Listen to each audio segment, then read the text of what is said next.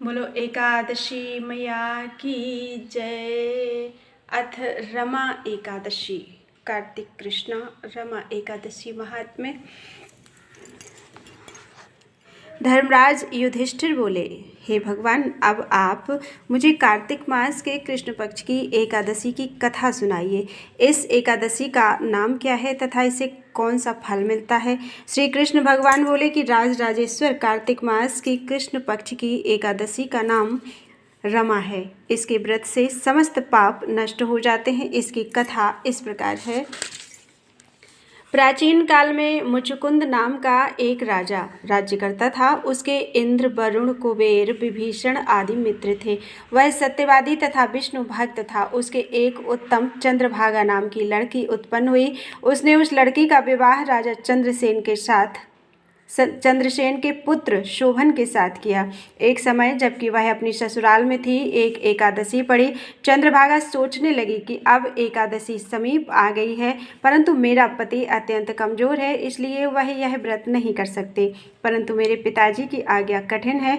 जब दशमी आई तब राज्य में ढिंढोरा पिटवा दिया। उसको सुनकर शोभन अपनी पत्नी के समीप गया और उससे पूछा कि हे प्रिय, तुम मुझे कुछ उपाय बतलाओ, क्योंकि यदि मैं व्रत करूंगा तो अवश्य ही मर जाऊंगा। इस पर चंद्रभागा बोली, हे प्राणनाथ, मेरे पिता के राज्य में एकादशी के दिन कोई भी भोजन नहीं करता।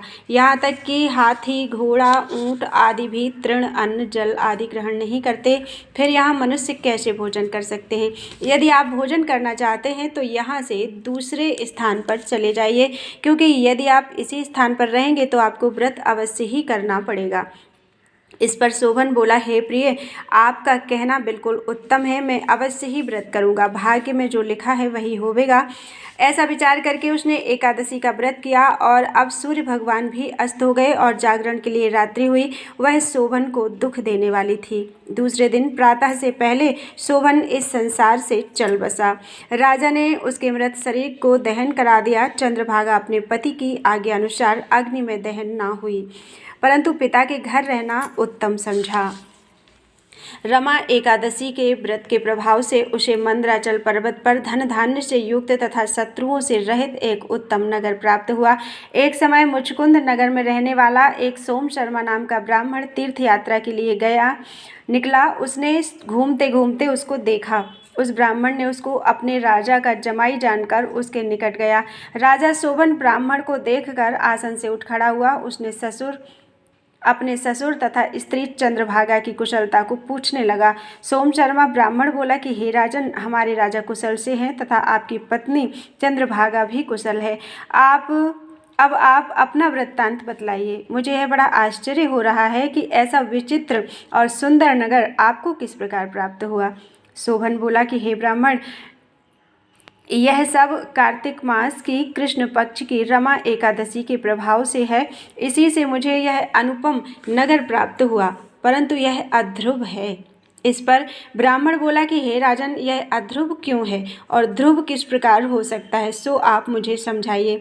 मैं आपके कहे अनुसार ही करूँगा। आप इसमें किंचित मात्र भी झूठ न समझो। शोभन बोला कि हे ब्राह्मण, मैंने श्रद्धापूर्वक व्रत किया था, उसके प्रभाव से मुझे यह नगर प्राप्त हुआ है।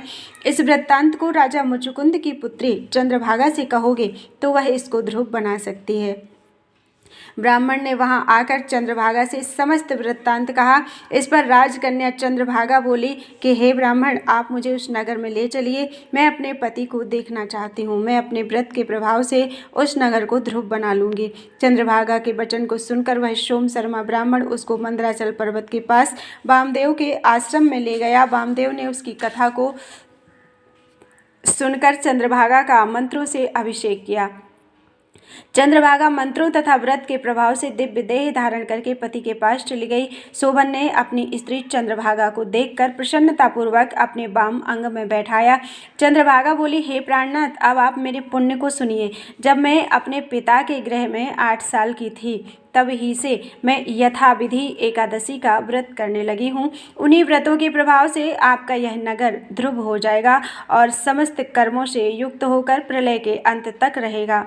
चंद्रभागा का दिव्य रूप धारण करके तथा दिव्य आभूषण तथा वस्त्रों से सजकर अपने पति के साथ आनंद पूर्वक रहने लगी और शोभन भी उसके साथ आनंद पूर्वक रहने लगा। हे राजन, यह मैंने रमा एकादशी का महात्म्य कहा है। जो मनुष्य इस रमा एकादशी के व्रत को करते हैं उनके समस्त ब्रह्म हत्या आदि के पाप नष्ट हो जाते हैं। जो मनुष्य रमा एकादशी का महात्म्य सुनते हैं वह अंत में विष्णु लोक को जाते हैं। बोलो वृंदावन बिहारी लाल की जय।